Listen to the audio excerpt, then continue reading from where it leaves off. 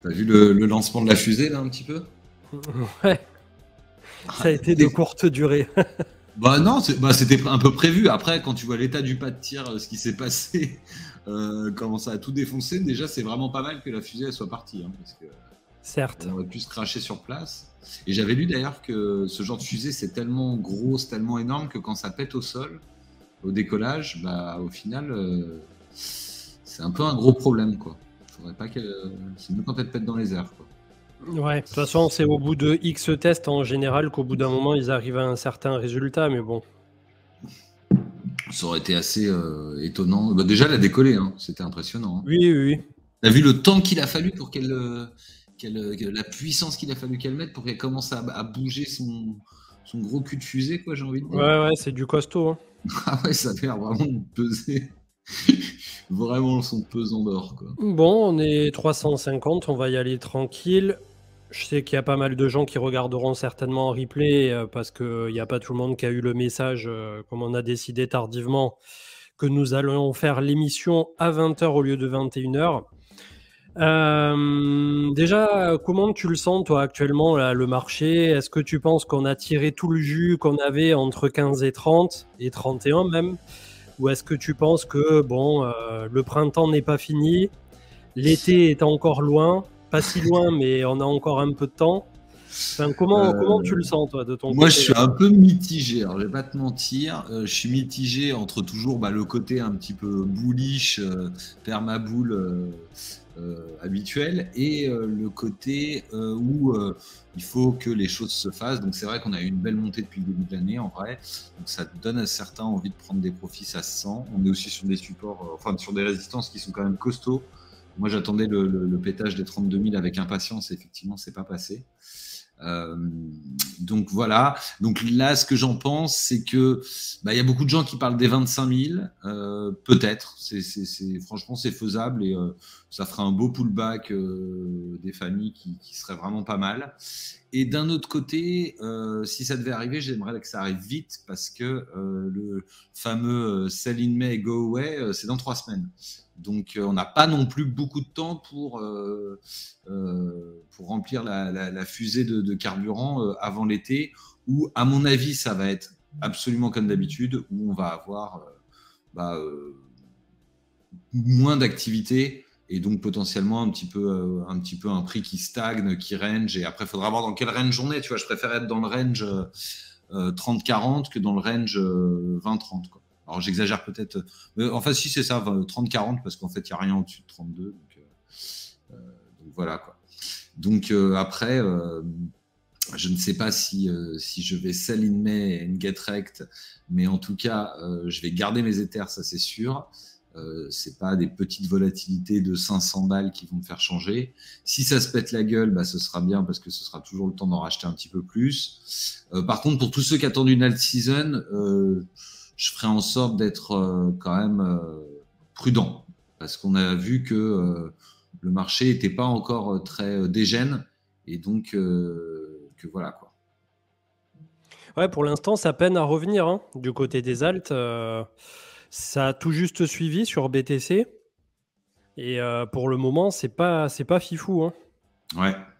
Non, ça a pas ça a pas décollé. Après, il y a quelques merdes qui ont décollé, donc notamment, des trucs qui sont téléguidés où je vous rappelle qu'il faut faire attention, mais tout ce qui était PP, machin et tout, franchement, quand vous regardez on-chain, c'est 4-5 wallets qui créent, qui font pumper le truc et puis qui vous vendent tout le long de la montée. Donc voilà, c'est un peu compliqué. Ce genre de choses, il faut vraiment être assidu au bon moment. Donc voilà, le FOMO, faites toujours un petit peu attention. Attention. En tout cas, là, d'un point de vue technique, on avait chopé les quasi 1270 milliards. On a une belle zone à venir chercher là sur le crypto total qui correspond aux 2 corps de bougie de l'ouverture de 2021. Donc ça se trouve à peu près ici et c'est pas mal aligné avec cet énorme creux du volume profile. Et ça tombe bien puisque désormais on a la moyenne mobile 200 autour de 1000 milliards de capitalisation. Donc en gros pour moi, et ça correspond à peu près à 25K du côté de Bitcoin. au-dessus ici des 1000 milliards et des deux moyennes mobiles juste en dessous qui nous conduisent à 975. Donc en gros, ça nous donne une petite amplitude si jamais on fait une mèche dégueulasse entre 975 et 1000 milliards. Au-dessus de ça, personnellement, je pense qu'il y a toujours un biais qui est super optimiste. En dessous, ça risque sérieusement de se gâter. Donc, en gros, c'est la zone à surveiller. Du côté des alts, c'est exactement la même musique. À ceci près que, bizarrement, le crypto total, incluant Bitcoin, pour l'instant, a presque un peu plus corrigé que les alts, qui, eux, sont sur support et encore loin des moyennes mobiles. Donc, pareil, on est à 588 milliards et on a moyenne mobile 50 et 20 à 555 et moyenne mobile 200 à 533 milliards pour les altcoins qui, pour l'instant, n'ont pas fait grand-chose. Et on peut double confirmer avec le Crypto Total 3 qui exclut Bitcoin et Ethereum. Et on voit que, voilà, on a tout juste fait 285 à 400. Alors, ça peut paraître déjà pas mal, hein, mais c'est peanuts par rapport à la volatilité à laquelle on peut s'attendre en général du côté des altcoins. Je vais passer donc les trucs habituels rapido. Le SP500, qu'est-ce qu'il nous fait aujourd'hui? Toujours en hésitation depuis 15 jours sur les 4150 élargis. Je pense toujours pas que ça puisse passer en l'état. On a un marché qui est complètement dans l'attente au niveau des États-Unis. Dans l'attente de quoi? Peut-être le pivot, je ne sais En tout pas. cas, c'est ça qui fait que ça décolle pas en crypto, hein. Clairement, tant que ça passe pas les 4002, franchement, faut pas s'attendre à grand chose. Et puis après, j'imagine que tu vas mettre le dollar en plus. Ouais. Voilà, quoi. Donc pour l'instant, voilà, statu quo pour les États-Unis. Le gold qui est toujours autour de 2000 dollars l'once, mais on voit que c'est un peu ralenti là aussi depuis un petit mois. Du côté du Bitcoin, au niveau du spot, ce coup-ci, oula, celui-là, il est un peu chargé. On va prendre un peu plus, voilà, soft. Donc, double hésitation autour de 30 500 et plus. Ça dépend des échangeurs où l'on regarde. Le souci, c'est que là, on a clôturé la semaine avec une bougie d'avalement sur la bougie précédente, mais surtout, on a clôturé sous le mois en cours. Donc ça, c'est pour moi un peu problématique puisque là, désormais, ça ouvre la porte effectivement à un retour autour de la moyenne mobile 200 qui se trouve autour de 25 900 et le support en lui-même qui est autour de 25 002. Et c'est ce qui correspond à ce que je vous disais en introduction sur le crypto total, à cette zone autour de 1000 milliards. Donc, ça ne serait pas du luxe de venir travailler un peu ici. On a le volume profile en plus qui est assez creux jusqu'à 25,2, justement, 25,3. Je vais le tracer pour ceux à qui on parle un peu une langue barbare actuellement, mais en gros, c'est ici, sur la droite, où vous voyez qu'on a un creux au niveau de tout ce qui a été échangé en termes d'actifs et au niveau des volumes. Donc, c'est ce qui s'appelle le volume profile et ça permet de mesurer les points d'intérêt, les points où le marché a beaucoup travaillé. Par exemple, ici, quand on regarde les bougies depuis mars 2022, vous avez le trait rouge à 19 002, ce qui veut dire que depuis mars 2022, avec les bougies que vous avez actuellement à l'affichage, 19 002 a été la zone où se sont échangés le plus de Bitcoin. Donc, voilà, c'est pour faire un tout petit peu de contenu éducatif autour de ça. Donc là, on a un bon creux des familles qui nous amène à 25K. On va voir si on va les attraper. En tout cas, pour l'instant, ça semble plutôt pas mal engagé pour les vendeurs qui vont chercher ces supports. Et on a vu malgré tout hier, je crois, à la réouverture du futur CME, que les shorts tardifs se sont fait un peu punir. Mais pour l'instant, ça n'a pas l'air de tenir plus que ça. Et c'est un peu pareil du côté de Ether. Je vais peut-être enlever tous mes trucs ici. On a la moyenne mobile 20 pour Ether qui est à 1619 et la moyenne mobile 200, moyenne mobile 50 qui se colle aujourd'hui à 1500 dollars. Donc, entre 1005 et 1006, une zone de choix, je suppose, pour un support qu'il est tout autant pour Ether, sachant que dans l'idéal, on n'aimerait pas perdre cette zone ici, qui a été une zone de polarité justement entre 1008 et la zone basse, elle est autour de 1007. Donc 1007, 1008, dans l'idéal, ça serait pas mal pour Ether qu'on ne les perde pas. Après, tout dépendra de là où Bitcoin va finir aussi. Mais désormais, je pense que Ether va doucement mais sûrement aussi vivre sa propre vie, un minimum au travers des prochains mois, voire des prochaines années. Donc voilà, c'est quelque chose qui pourrait s'observer, je pense. Après, je viens de regarder un truc que j'avais pas checké. Je viens de regarder les longues versus les shorts. C'est pas très encourageant pour une hausse, hein. Là, je vois Ouais, 65% oui, de, oui. Mm. 65% de longue. En règle générale, ça va pas bien se passer si vraiment ça reste aussi long aussi longtemps. Donc, j'ai pas pris la durée de temps, mais Bon, voilà. après, à la décharge du marché, on a quand même moins d'open interest que tout ce qu'on avait en mode dégène en Ouais. 2022, avant que tous les gros dramas arrivent, que ça soit Terra UST, FTX. On n'est plus dans cette configuration non plus. Et c'est ce qui fait que Non. les flux deviennent un peu plus intelligents, dans le sens où ils ne vont pas n'importe où. C'est pour ça qu'on a eu BTC essentiellement, ça s'est concentré. Et pour l'instant, voilà, c'est pour ça aussi que les alts se font malmener dès qu'il y a un mouvement, que ça soit haussier ou baissier du côté du Bitcoin. Comme on disait tout à l'heure, au niveau du DXY, un potentiel double bottom autour de 100,8. Donc DXY qui, pour rappel, est un panier de devises de 6-8, j'oublie à chaque fois, devises, dont 60 et quelques pourcents en euros. Donc voilà, ça en fait un bon indicateur par rapport à ce ratio du dollar qui, normalement, ici, devrait entamer une hausse si tout va bien. Et sinon, on a la moyenne mobile 200 juste en dessous, autour de 97,95 et le bas du canal, si ça descendait en ligne droite, autour des 94 pour le dollar. La Bitcoin dominance, 47,3. Donc Ouais. toujours collé, ça ne veut pas descendre. Et tant que ça descend pas, c'est adios l'altizone. Donc malheureusement, c'était un peu trop beau pour être vrai, hein, le roulement qu'on voulait tous anticiper du côté des alts. Et pour l'instant, force est de constater que premièrement, Bitcoin continue de concentrer vers lui, mais surtout, dès qu'on a un sell-off, ça a tendance à se faire encore et toujours du côté des altcoins. Ouais. Donc c'est vrai que pour l'instant, c'est assez difficile. Bah, c'est ça qui joue aussi sur la dominance, parce qu'il faut bien comprendre que la dominance, bon, c'est le pourcentage de market cap pour le BTC par rapport au reste, mais il faut bien imaginer que en fait, même quand le BTC descend, le prix du BTC descend, si les altes descendent 2 fois plus fort, on a quand même une dominance qui continue à monter. Donc, au bout du compte, la alt season, pour l'instant, elle n'est pas là et elle commencera pas, voilà, avec une dominance qui continue à monter de la sorte. Alors, Ether se tient correctement et sur support. Je sais pas s'il est vraiment vendu. En tout cas, j'ai pas été regardé non plus. Tiens, si je vais aller voir. Si, mais ça doit continuer à burn parce que les frais sont assez chers ces derniers jours. On est plus aux alentours de 30-40. Même là, on est presque à 50. On a brûlé 23 000 Ethers cette semaine. Et depuis le merge, on a brûlé 113 000 Ethers. Hein, donc, on brûle énormément d'Ethers. Donc là, on commence à avoir le narratif qu'on vous expliquait il y a quelques mois de triple halving qui se met doucement en place, quoi.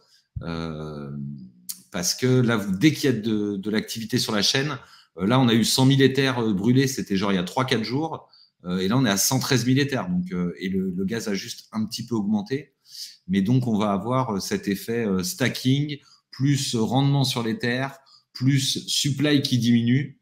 Et la conjonction de ces trois choses, donc une supply qui diminue parce qu'elle est brûlée, une supply circulante qui diminue parce qu'elle est stackée, grosso modo, ça a un effet normalement à terme qui devrait avoir un effet positif sur le prix de l'Ether, on peut l'imaginer. Yes, donc pour l'instant, pas d'alarme outre mesure tant qu'on repasse pas sous les 25 000, hein, en gros.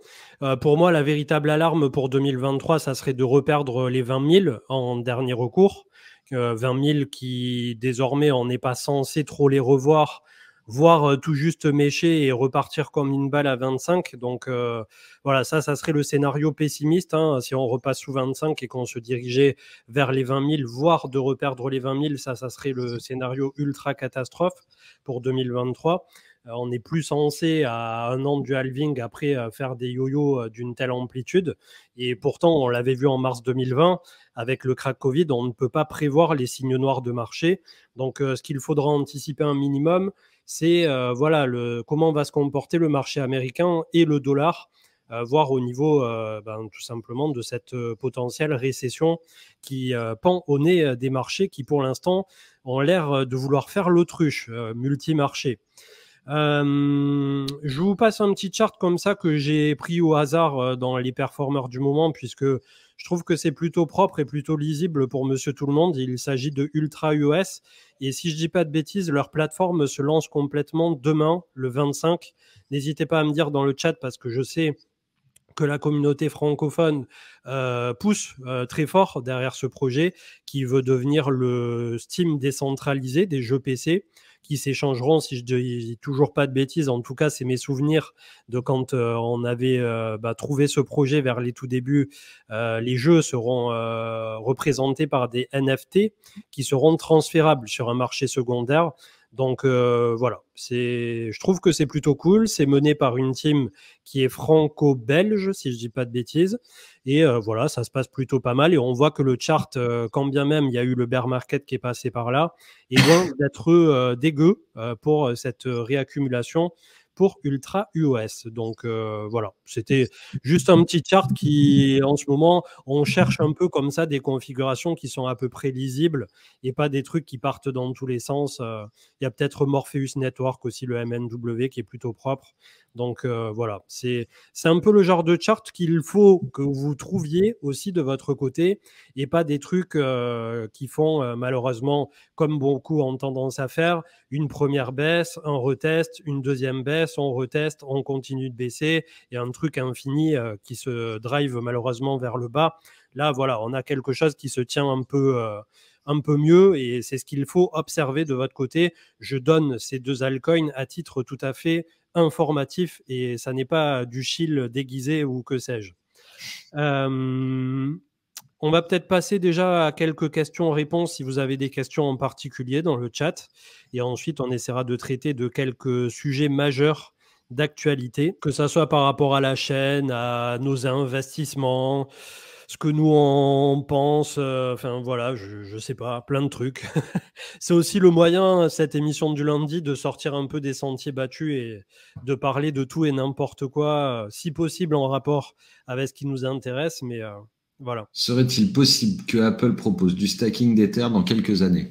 Je pense que le terme quelques années est limite un peu suranné. Je vois bien ça arriver effectivement. Alors pas demain, oui, quelques années, ok, ouais, 2 ans, ça me paraît correct. Ils ont déjà mis un pied dans la finance avec. Ils ont quand même fait un gros coup, c'est-à-dire que moi, le dernier chiffre que j'ai vu, c'est plus de 60 milliards qui sont sortis des banques pour aller sur Apple parce qu'ils ont proposé une offre rémunérée à 4,15%, quelque chose comme ça, quand votre banque vous rémunère pas ou peu. Donc, ils ont récupéré 60 milliards, donc ça n'a pas aidé spécialement la liquidité chez nos amis banquiers. Pour l'instant, pas de drama en vue, mais c'était un peu bizarre et ça m'étonnerait pas, effectivement, qu'ils proposent des outils de gestion type crypto, type finance décentralisée, centralisée, de CeDeFi. C'est une possibilité et à mon avis, il doit y avoir des gens qui bossent là-dessus chez eux. Ouais, clairement. Je regarde, il y a pas mal de questions du coup qui ont pop. Quel est environ votre pourcent de stable? Alors, je m'étais pas repenché sur la question récemment, mais je suis à peu près à 30 de mon côté. Manu, je pense que tu en as un peu moins. Enfin, si t'as envie Moi, d'en je dois parler. être à... non, je dois être ça, à 30 aussi. Voilà. Donc, et j'avais injecté pas mal au moment du DPEG de USDC un peu précipitamment. Mais au final, ça s'est fait à un moment où Bitcoin était encore à 22 à peu près. Donc, Ouais. derrière, ça a été plutôt positif, quoi. Ouais, c'est ça. Moi, j'ai plutôt réinjecté aux alentours de l'Ether à 800, donc entre, on va dire, 1000 et 1002, j'aurais dit.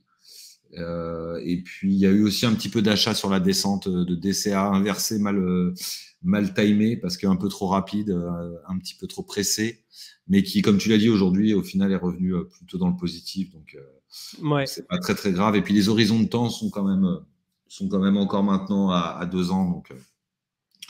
Donc voilà, patience, tranquillité.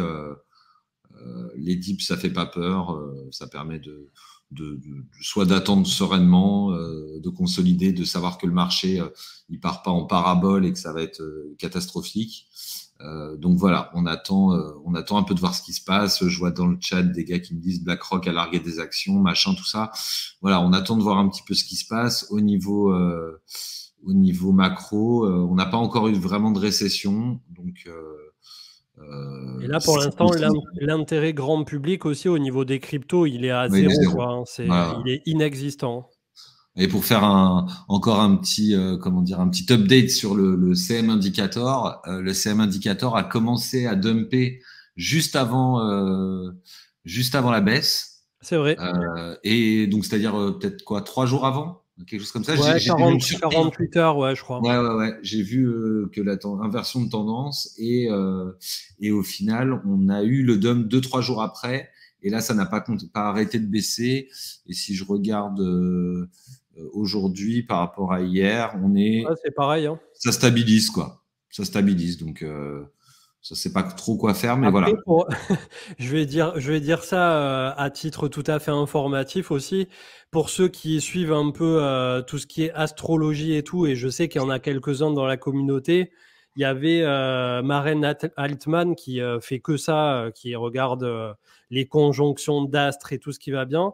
Et c'est vrai que 48 heures avant le dump, il y avait comment ça s'appelle, Mercure rétrograde, une lune noire super puissante avec un truc qui rentrait en éclipse, machin bidule. Ouais. Et elle avait dit bien, attention, accrochez-vous à vos slips, ça va partir. Bon, ouais. voilà. C'est un Mercure rétrograde dans Mars, dans ta Lune, ouais.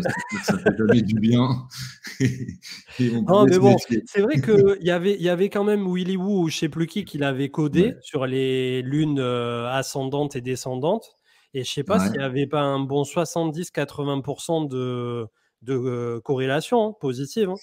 Bah après, moi je rentrerai pas forcément là-dedans parce que la psychologie peut Oui, jouer moi un non peu. plus. Mais il y en a un qui m'a fait rire parce que je l'ai lu il y a pas longtemps sur Twitter où le gars disait mais c'est normal que la Lune ait une influence étant donné que nous sommes composés à 80% d'eau.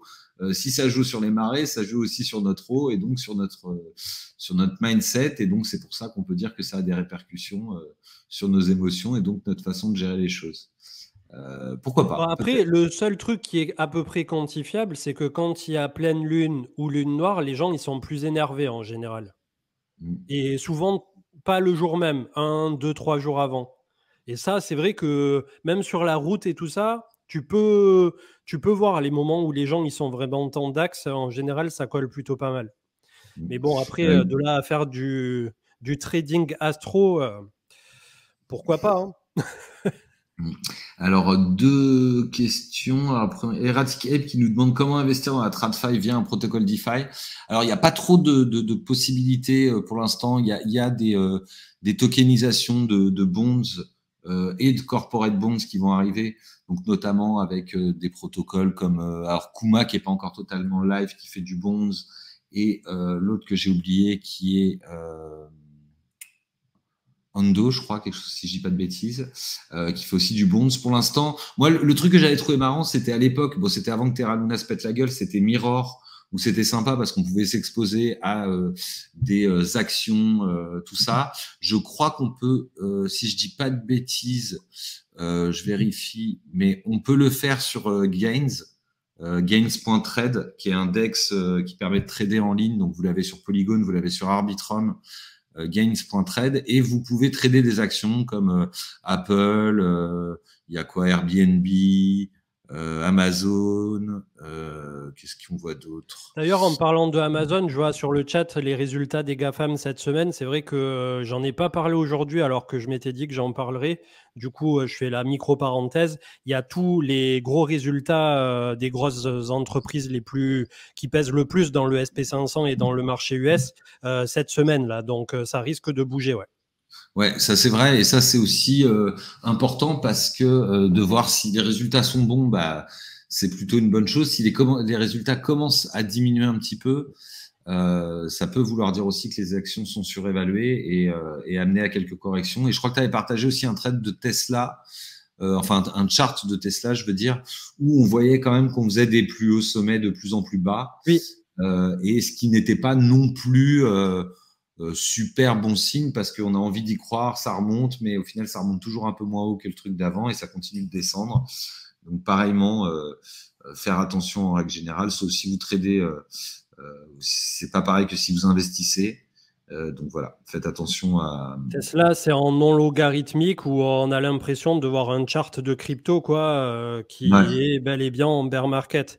Après, la question qui est un peu chaude sur Tesla, c'est où est-ce qu'on peut s'arrêter, sachant que le fondamental est bon et sachant que s'ils vont là où ils veulent aller d'ici quelques années, ça va être vraiment une société, un incontournable, de même que les Apple et compagnie. Donc, c'est un pari sur l'avenir, c'est un pari sur les véhicules électriques, c'est un pari sur Elon Musk, c'est tout un tas de trucs qui peuvent déjà rebuter certains investisseurs, d'autant plus qu'il y en a beaucoup qui disent que le fait que Tesla ait été beaucoup spéculé depuis 2020 par des primo-accédants en bourse, tu sais, qui étaient sur les nouvelles applications à la mode et tout ça, il y en a plein pour l'instant qui disent que voilà, c'est une action qui s'est construite autour de ça aussi sur les 2-3 dernières années. Donc là, c'est en train de purger tout cet excès. Où est-ce qu'on trouvera le futur point bas de Tesla? Est-ce qu'il n'a pas déjà été fait? Est-ce qu'on va aller chercher un double point bas à 100 $ ou plus bas? Voilà, c'est toute la question. Mais en tout cas, personnellement, je vais DCA comme le meilleur des shitcoins ever. Et je ne m'arrêterai pas en route pour le coup. Ouais, non, je suis d'accord. En question, j'ai vu quoi? J'ai vu passer petite question sur ZK Sync sur l'airdrop. Bah, il faut, ouais, il est possible de continuer à essayer de le farmer, grosso modo. Mais bon, c'est comme tous les airdrops, rien n'est sûr, rien n'est totalement sûr. Donc à voir. Je regarde rapido, qu'est-ce qui peut être intéressant.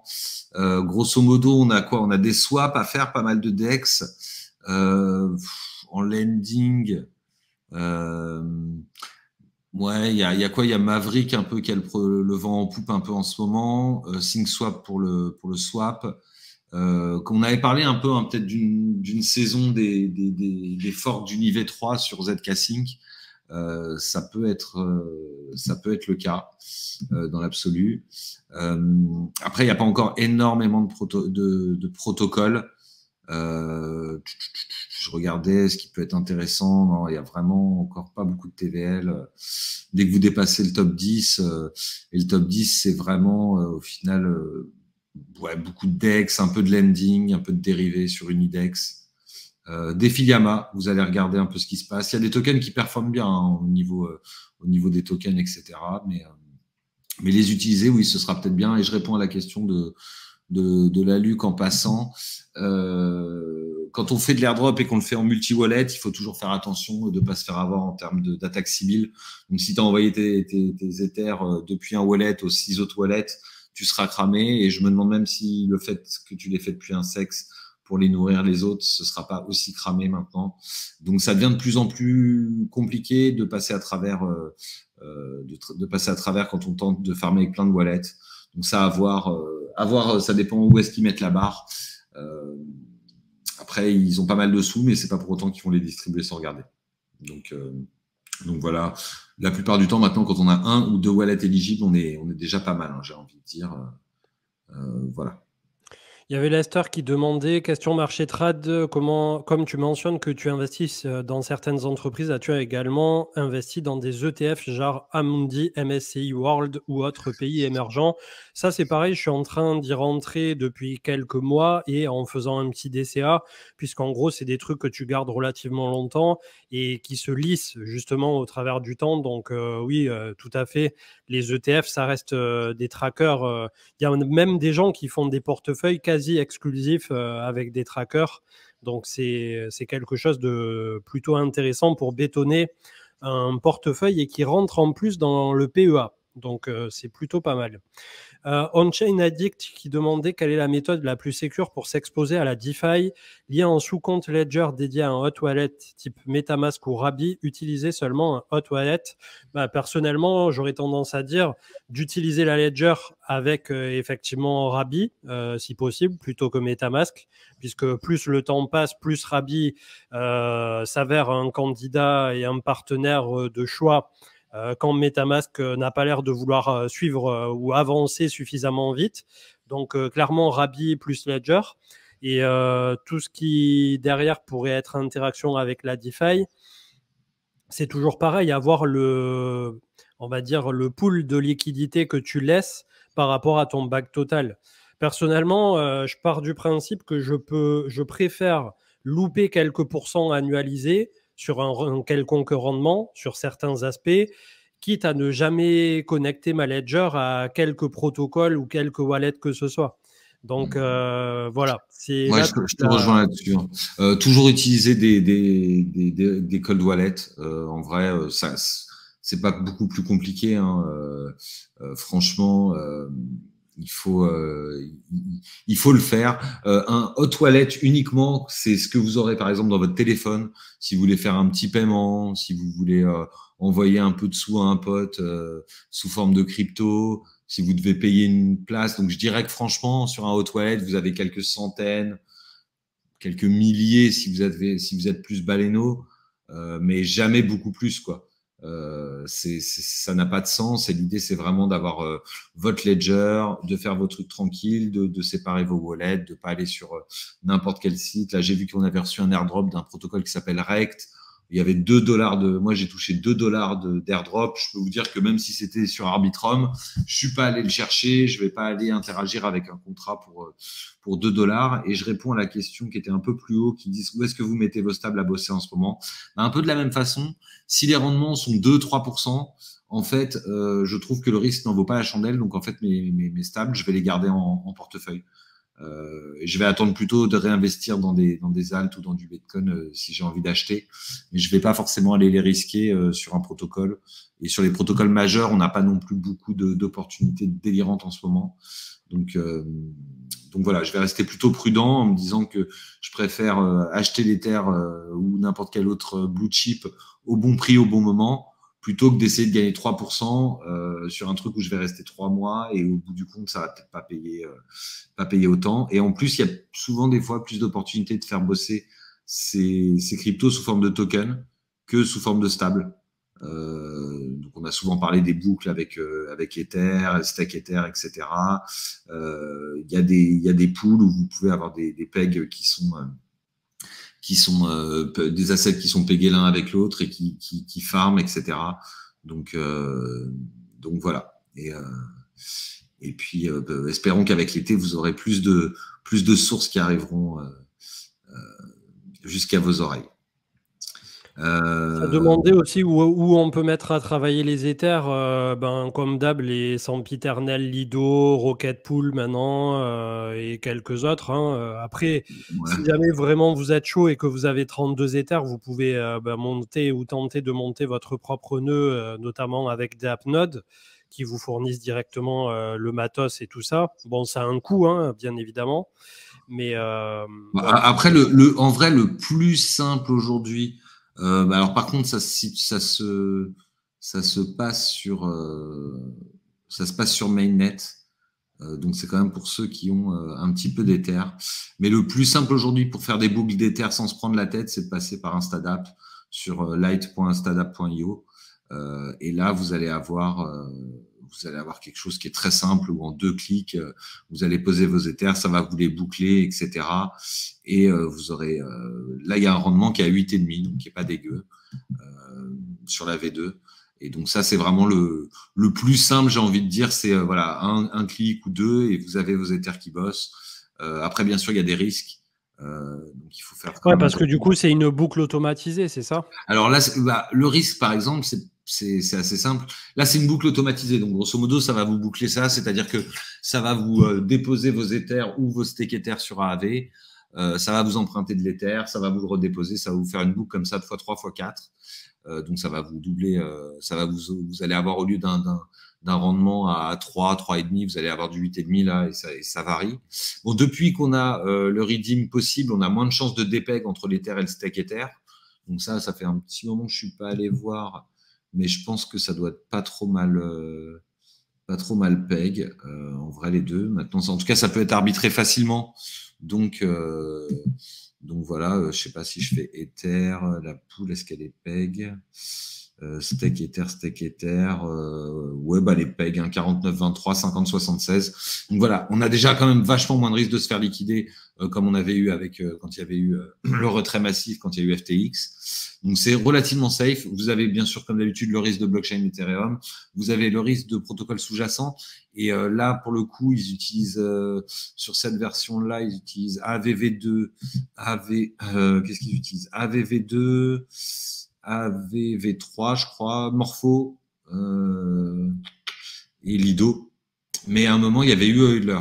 Alors, Euler n'était pas activé, mais c'est quand ils se sont fait hacker 200 millions. S'il y avait eu des Ethers qui étaient déposés chez eux, bah, ils auraient disparu. Donc voilà. Et ils mettent, si vous n'avez pas d'Ether, c'est 0. Si vous avez du stake Ether, si vous avez de l'Ether, c'est 0. Si vous avez du stake Ether, c'est 4,79.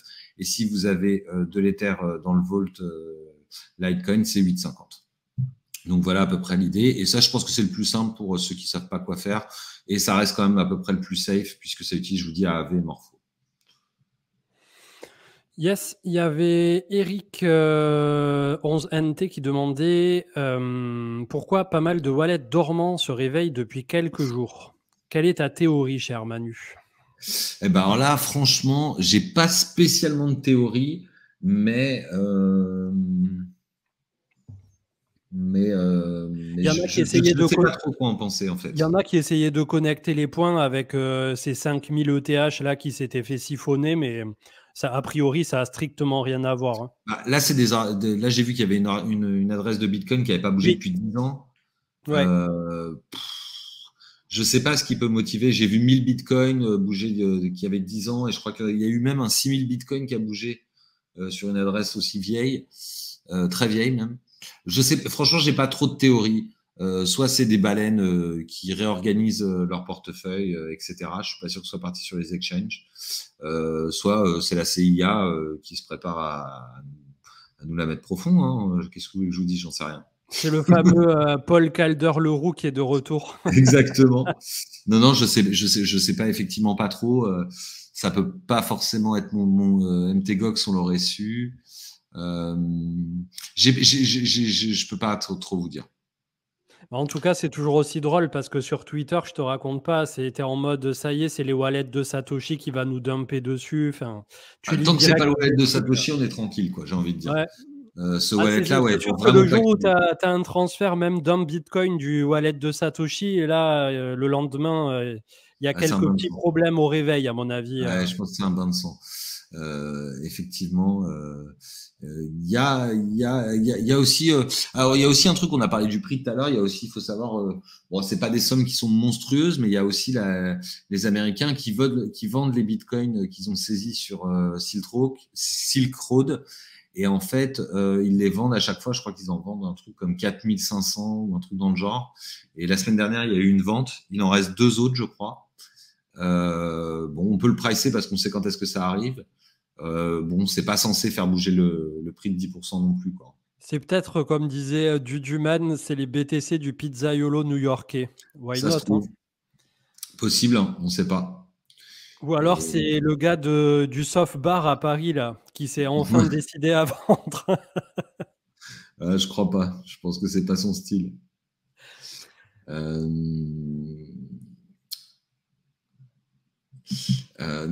Alors je regarde. L'idée qu'une entité mine pour craquer des seed phrases serait-elle farfelue? Ben, c'est juste que d'un point de vue calcul mathématique.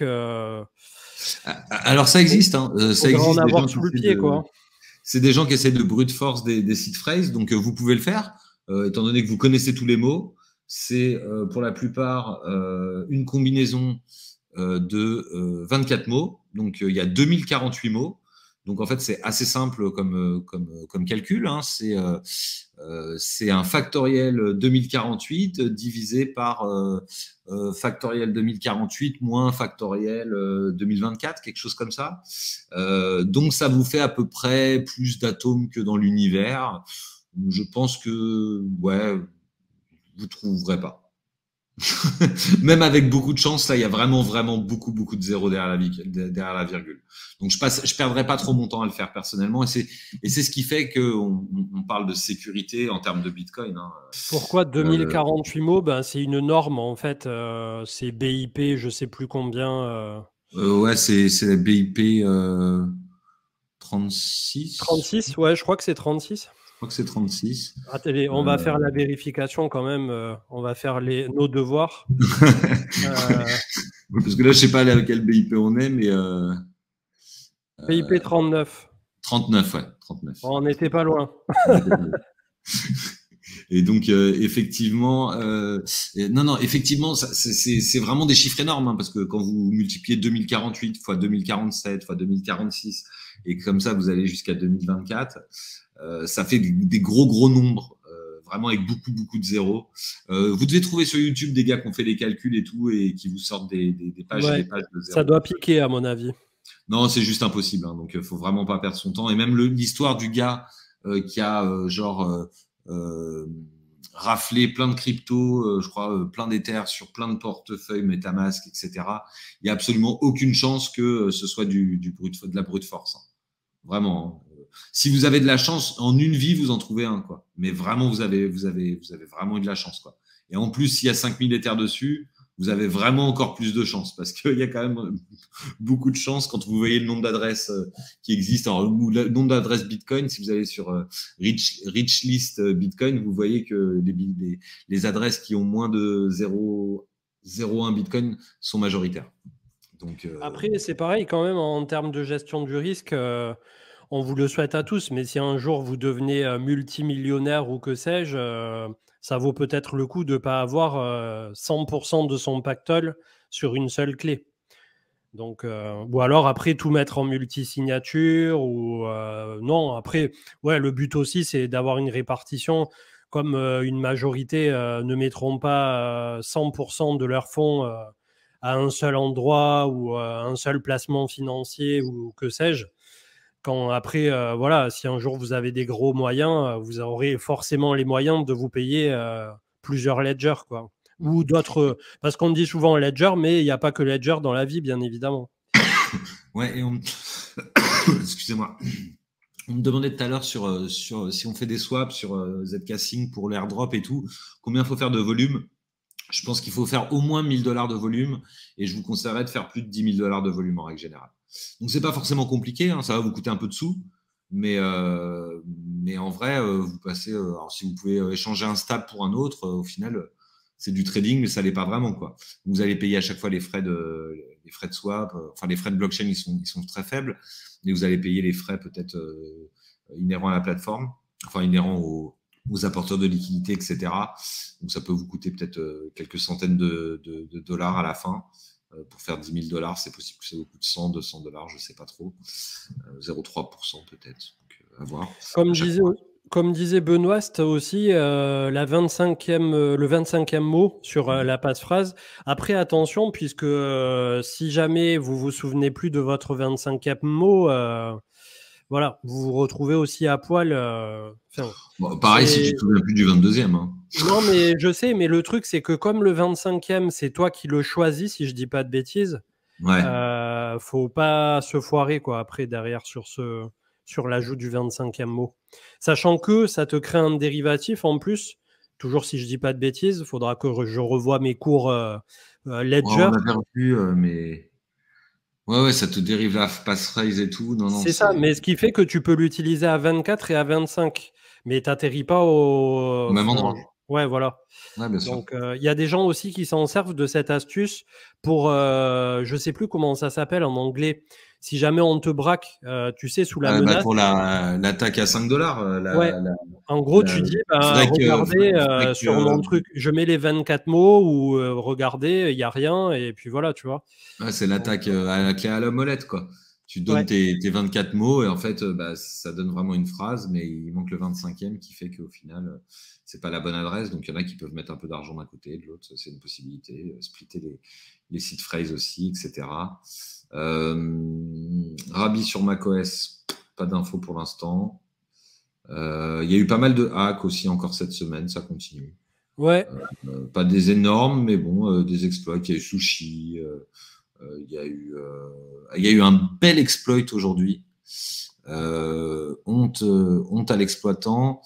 Il a quand même braqué Exagate, si je dis pas de bêtises, un fork de Compound V2, et il a quand même hacké $500. Donc voilà, il y a des hackers qui réussissent leur vie et puis il y en a d'autres qui la ratent. Comme l'autre fois, il y en avait un qui s'était gardé quelques millions et le protocole a dit OK. Je sais pas d'ailleurs si c'était pas loin de 8-10 millions à la fin. Le gars, il s'était Ça peut être gardé une Euler, somme. il a gardé de l'argent, je crois, un petit Ouais. peu. Souvent, les gars, quand ils rendent de l'argent, ils gardent 10%. Après, tout dépend des sommes. Des fois, ça peut être moins quand c'est vraiment des grosses sommes. Mais moi, je trouve que c'est plutôt bien payé. Hein. Tu as que 200 millions, t'en 180, t'en gardes 20. Ouais, mais s'ils Pas mal. avaient fait ça legit sur un bounty, ils auraient pris 200K, quoi. Ah Donc, ouais, bien sûr. Mais bon, et encore, après, t'es 200K, un méchant ou t'es un gentil, tu vois. Ou à t'es mon avis, gris. 200K, tu vises large, tu vois. Les bounties, la plupart du temps, c'est quelques milliers à quelques dizaines de milliers, mais je sais pas. Mm. Mais Ouais, c'est non, sûr que c'est sûr que c'est rentable. Si le gars, il est sûr de, entre-temps, pas se faire attraper par les flics ou que ça tourne mal, c'est sûr que bon. Ah non, bah là, il était, il était snipé par le FBI. À mon avis, voilà, il a dû faire. Eratiquette qui me demande si je bosse toujours pour StackDAO. Non, je ne bosse plus pour StackDAO. J'ai quitté Stack au mois d'octobre et je bosse sur autre chose. Vous en entendrez parler dans les mois qui viennent, mais en perso cette fois-ci. Vrench Attack, voilà, c'est comme ça que ça s'appelait. L'attaque à clé à molette, Vrench.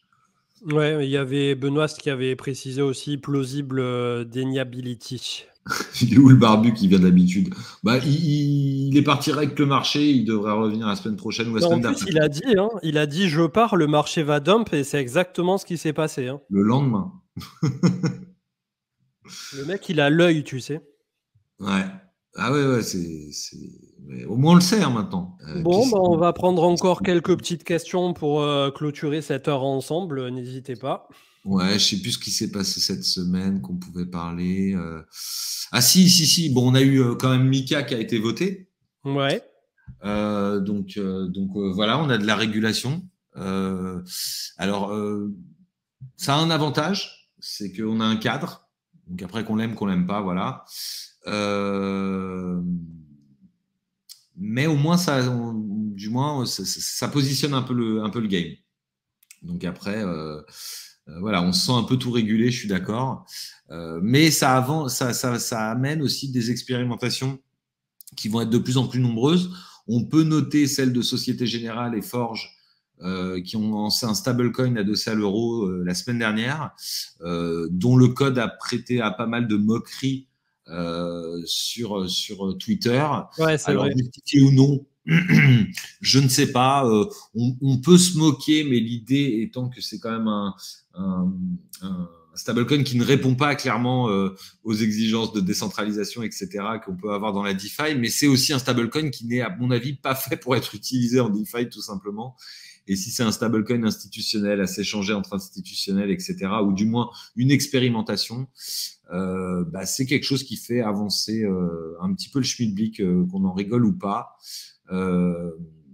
Et après, ce qui vaut mieux, un stablecoin de banque privée, enfin vérifiable on-chain, voilà, je sais pas. En tout cas, ça montre que même une CBDC avec un code qui sera public, en tout cas, voilà, il y a un certain niveau de transparence qui fait que ça change un peu de ce qu'on a eu l'habitude de voir avant, quoi. Voilà, donc bon, expérimentation, à voir ce que ça va donner, ce que ça va donner à terme. On suit ça et on reste entre guillemets méfiant, mais voilà. Qu'est-ce que je vois comme question? Que sont les RWA tokens, les Reward Assets? Donc ça, c'est un peu quelque chose qui parle beaucoup en ce moment. C'est tout ce qui va être adossé à des actifs qui sont tangibles dans la vraie vie. Donc ça peut être de la tokenisation immobilière, de la tokenisation de bonds, comme on disait tout à l'heure, d'obligations, des tokenisations d'actifs de bourse, enfin d'actions. Ça peut être, je sais pas, on peut imaginer à terme des voitures. Les locations de vacances, j'en passais des meilleurs. Des fuites de données aussi, faites toujours attention à vos données, vos mails, on en a eu sur MetaMask, on en a eu sur TradingView cette semaine. Ouais. Donc attention au hameçonnage, faites gaffe à vos mails. De toute façon, alors, je vous le redis, en règle générale, vous jetez vos mails. 90% des mails de crypto que vous allez recevoir, c'est de la merde. Et surtout, en fait, vous n'ouvrez pas de PDF de gens que vous ne connaissez pas. C'est un peu la même chose que aller au bordel sans capote, donc on évite. Donc au final, vous n'ouvrez pas les pièces jointes et notamment les PDF. Il y a énormément de PDF, de Word qui sont infectés et qui peuvent faire tourner des petits programmes après sur votre. Et c'est comme ça que indirectement les gens se font siphonner des sites aussi, clairement. je pense. Ah oui, on avait eu un des premiers qui avait été victime de ça. C'était, rappelle-toi, le CEO de Nexus Mutual. Lui, c'était hyper chiadé. On lui avait hacké parce qu'il utilisait une Ledger, mais on avait réussi à lui hacker son port USB via une clé ou via un fil de connexion et à lui injecter un petit programme qui avait fait en sorte des trucs pour qu'au bout du compte, il puisse être siphonné avec sa Ledger, ça cachait, ça envoyait sur une autre adresse, mais machin et tout. Enfin, c'était assez fou. Donc, en règle générale, faites attention à vous. Du nouveau concernant les perdants de Celsius FTX, ils ont l'air de dire qu'ils ont retrouvé de l'argent, donc peut-être que vous retrouverez, pour ceux qui étaient dessus, 50 pour 1 ou 75 pour 1, qui sait. Il en manque encore pas mal quand même. Ouais, ils voudraient relancer l'échangeur, j'y crois pas trop ça, mais bon. C'est possible, mais alors après, quand la confiance est perdue, je sais pas. Moi, j'y allais pas déjà. J'aimais pas trop le chevelu.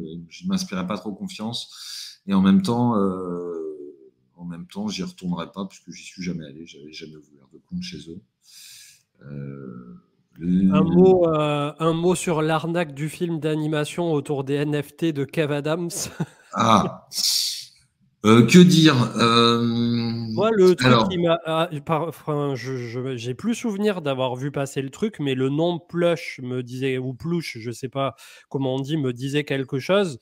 Par contre, quand j'ai regardé les vidéos qui tournaient sur les réseaux là ces jours-ci, je sais plus si c'était Kev Adams lui-même ou un autre qui disait oui, dans le cinéma français en général, on fait des box-office à 700 millions d'euros. Donc, vous inquiétez pas, vous allez faire un x50 sur le NFT que vous achetez. À partir de là, c'est sûr que ça partait pas du tout, mais alors pas du tout dans le bon sens, quoi, sans même se pencher sur le bail. ouais. Après, il y a beaucoup de gros noms qui ont participé, hein, mais c'est vrai que. Moi, ça vraiment, tu vois, ça, je trouve que ça dénote vraiment de la psychologie individuelle des gens et particulièrement pendant un bull market.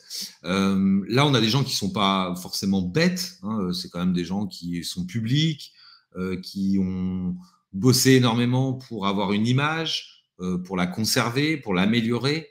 Et le fait est, c'est que avec une ambiance particulière, particulièrement positive, comme quoi l'argent coule à flot, on fait de l'argent, c'est le futur, etc. On arrive avec des gens qui, je pense, sont pas malhonnêtes. Hein. Kev Adams, à mon avis, je sais pas combien il a pris, mais même s'il a pris, je sais pas, 50 000 balles, je suis certain que vu le drame que ça fait en ce moment, s'il pouvait rendre les 50 000 et qu'on oublie l'histoire, il le ferait tout de suite. Et en fait, donc l'idée, c'est vraiment qu'au bout du compte, quand on sort de sa zone de confort, c'est une bonne chose. Mais à ce moment-là, il faut quand même pas s'inventer une vie. Et là, en l'occurrence, je pense que c'est des gens qui n'ont pas fait leur devoir, qui n'ont pas recherché, qui n'ont pas vu que 90-95% des projets qui sortaient à ce moment-là étaient des arnaques. C'est des gens qui ont sûrement eu affaire à un beau parleur, hein, quelqu'un qui lui a dit non, mon projet c'est le futur, etc. Blablabla, blablabla. Et c'est vrai que on pour les plus anciens, il nous est arrivé un moment aussi d'acheter du XRP, du Cardano, parce que c'était le futur. Mais ça n'est pas toujours vrai. Donc au final, voilà, ils sont bien fait avoir. De là à donner de la prison, j'irai peut-être pas jusque là, mais en vrai, je pense qu'ils ont juste fait n'importe quoi parce que c'était IP, parce que ça renvoyait une bonne image, parce que c'était TikTok, parce que ça touchait un public différent peut-être du leur, etc. Et je pense que on en a discuté combien de fois ensemble, Sam, de ce genre de trucs où au final, même des trucs qui ont l'air plus ou moins legit, à la fin tu dis non parce que c'est pas sûr, quoi. Finalement, c'est peut-être pas sûr, tu vois. Ouais, je me suis rendu compte surtout parce que nous, on n'a pas trop suivi la seconde train des NFT quand il y a eu les rochers, quand il y a eu tous les trucs là qui se vendaient à des 50, 100 000 dollars et tout. Et c'est vrai que toute cette seconde train ultra spéculative NFT entre fin 2021 et début 2022, elle a été premièrement assez nocive pour le domaine en tant que tel, mais en plus, c'était un microcosme à part entière. C'est-à-dire, il y a des gens qui savaient vraiment en extraire de la valeur, qui en profitaient, qui montaient des petits trucs, parfois obscurs, parfois pas, mais la plupart du temps, ça se terminait pas très bien. Et c'est vrai que les NFT, ils vont mettre pas mal de temps, je pense, à redorer leur blason, premièrement. Et deuxièmement, ça démontre aussi que dès qu'il y a une trend, comme tu le dis, et dès que l'argent coule à flot, tout le monde essaie de surfer dessus, de tirer la couverture vers soi. Et voilà, c'est assez catastrophique. Hein. C'est tout le temps pareil. Ah ouais, non, non, mais en vrai, et puis il faut bien comprendre que pendant le bull run, il y avait énormément de gars qui ont senti l'odeur du sang et qui sont venus se servir. Alors, ils l'emporteront peut-être pas tous au paradis, mais dans l'absolu, euh, c'était mal joué. C'était mal joué. Et je vois JNS qui me dit comparer un scam à Cardano et XRP, il trouve ça moyen. Je comparais pas le fait du projet dans ma phrase, si tu la reprends. Je parlais du fait de considérer que c'est le futur. Donc, à un moment, on pouvait dire XRP, c'est le futur des banques, c'était le narratif, il y avait la XRP armée. Bah là, on avait peut-être le futur du crowdfunding du cinéma mondial qui était vendu par un ours, par Waldo. Et en fait, bah, quand on y retrouve, quand on y retourne quelques mois après, on se rend compte que c'était un mec dans un costume de nounours et que bah, j'espère ne pas avoir emprunté l'argent de mamie et de l'héritage pour acheter ce NFT de nounours en pensant devenir millionnaire parce qu'on se retrouve bien con sinon. Le pire, c'est que tous ces projets, si c'était mené correctement, ils pourraient avoir quelque chose, tu sais, un film qui se monte sur un financement communautaire, les idées, en soi sont pas mauvaises. Les idées sont clairement pas mauvaises. C'est juste qu'à chaque fois, c'est soit mal appliqué, soit fait par les mauvaises personnes. Il y a personne qui fait le truc par le bon bout. Alors si de temps en temps, tu as des projets français, et heureusement comme celui dont on parlait tout à l'heure, Ultra US, Cross the Edges, Sandbox, voilà, il y a Sorare, il y a des grands noms qui deviennent des mastodontes derrière. Mais c'est les exceptions qui confirment la règle dans un océan de débauche, de débâcle, de tout et n'importe quoi. Non, non, mais après, il y a des idées, mais en fait, derrière chaque idée, pour la mener à bien, il faut du travail. Et en fait, c'est à ce moment-là où, en fait, le bas blesse, c'est qu'à un moment, tu te dis, bon, l'argent est rentré, est-ce que j'ai vraiment envie de travailler? Je suis pas certain. Et là, en l'occurrence, c'était plus simple de prendre le million et de se casser en mettant tout le monde dans la merde. Mais bon, il faut voir aussi à qui on a affaire. Hein. On a des gens en crypto qui disparaissent régulièrement. Alors, je ne sais pas s'ils sont tous parce que ce sont des scammers, mais on a eu beaucoup de disparitions ces derniers temps. Après, ça serait pas mal aussi qu'un jour Dubaï réagisse par rapport à leur législation pure autour de tout ça, quoi. Parce que bon, l'Eldorado en mode on est planqué, on sait qu'on risque rien, mais jusqu'à quand? C'est ça la question. Ouais, non, c'est ça, c'est ça. C'est ça, c'est ça. Et même des fois, quand il y a du travail et qu'il se passe des bonnes choses, ça ne fonctionne quand même pas parce que par erreur, des erreurs sont commises, des fois des choses comme ça, et au final, ça peut être préjudiciable pour les projets et ça peut même les couler. C'était, je pense, un bon petit résumé aussi et une mise en garde pour vous tous qui allez participer, je l'espère, au prochain cycle qui devrait, on l'espère tous, continuer sur les 2 prochaines années, hein, tel que ça l'a toujours fait. Peut-être qu'on aura un truc complètement différent, mais jusqu'à présent, ça en prend bonne voie. On va faire un petit raid du côté de chez Mades, ça fait longtemps. Merci à tous d'avoir été là. On était 650, je crois, donc un peu moins que d'habitude. C'est les vacances. Je crois que toutes les zones en France sont en vacances. Peut-être il y en a qui sont déjà rentrés, mais voilà, globalement, c'est les vacances. Et si vous êtes en vacances, eh bien, profitez de vos vacances. En tout cas, on vous souhaite une très bonne soirée. On lance un petit raid du côté de Mades. Vous aurez le replay qui est disponible juste dès qu'on coupe ici du côté de Twitch et peut-être du côté de YouTube demain, mais peut-être que je ferai une émission normale. Donc merci Manu d'avoir partagé le micro et on vous souhaite une très Avec bonne plaisir. soirée. Salut. Ciao tout le monde, bye bye.